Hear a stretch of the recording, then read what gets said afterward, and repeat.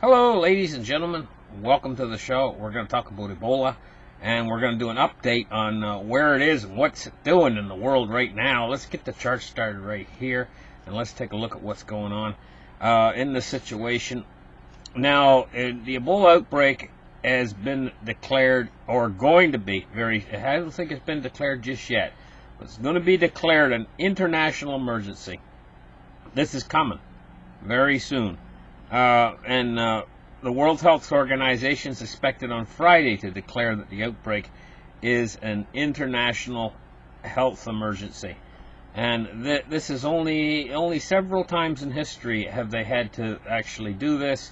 Before, one was during the spread of the swine flu, another one was polio, and the Ebola virus in 2014 was declared a national emergency, and the Zika virus of 2016 were declared national emergencies.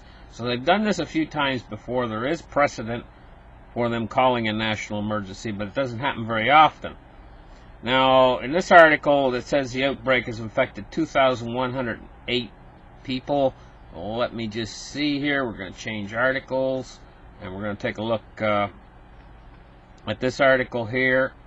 Second Ebola patient in Uganda dies. Now, what's happened is the Ebola has spread from the Democratic Republic of the Congo into Uganda. Now, we're going to come in here close, and we're coming down on Africa, and we're coming down on, in this country right here highlighted in red is Uganda, but the country right next to it here, this is the Democratic Republic of the Congo.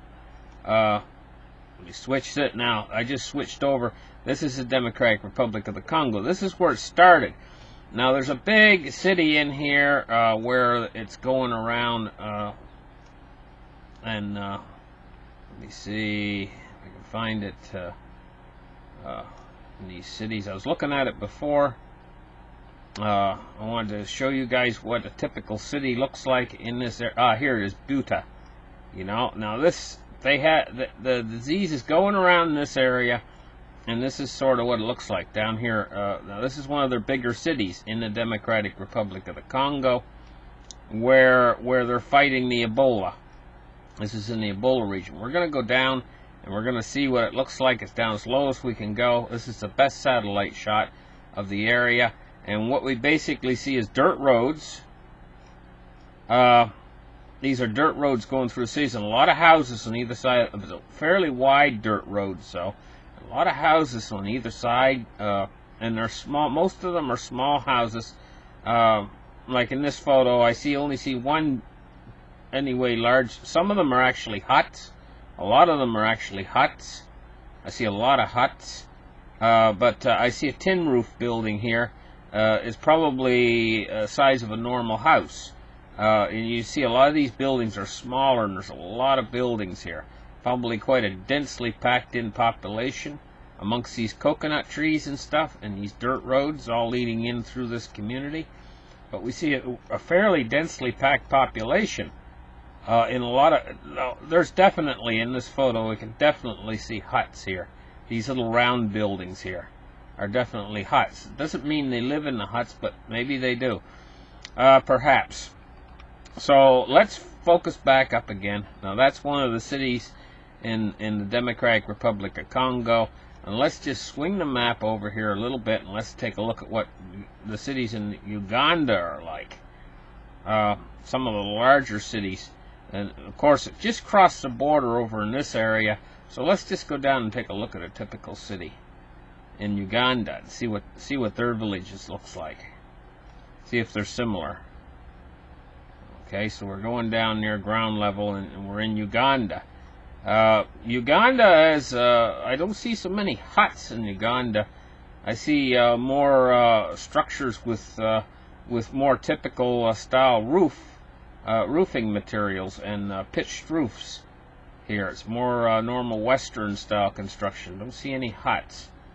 I see more cars too around in Uganda. And but it's still, I can see it's a very densely packed population. If we look right in here, we can see the houses are all in dense, tight together in the cities. There's a lot of houses in that shot. So let's pull away a little bit here, and let's look at this article. Back to this article again. Second Ebola patient in Uganda dies. After a 5-year-old boy and his grandmother died of Ebola in Uganda, 2 more are likely to be infected. People are banned in the region. Death toll from Ebola has risen to 2 in Uganda after a 5-year-old boy and his 50-year-old grandmother died of the disease. The 2 lived in Uganda but had traveled to the Congo for a funeral of their father. Wow. The man had also died of Ebola.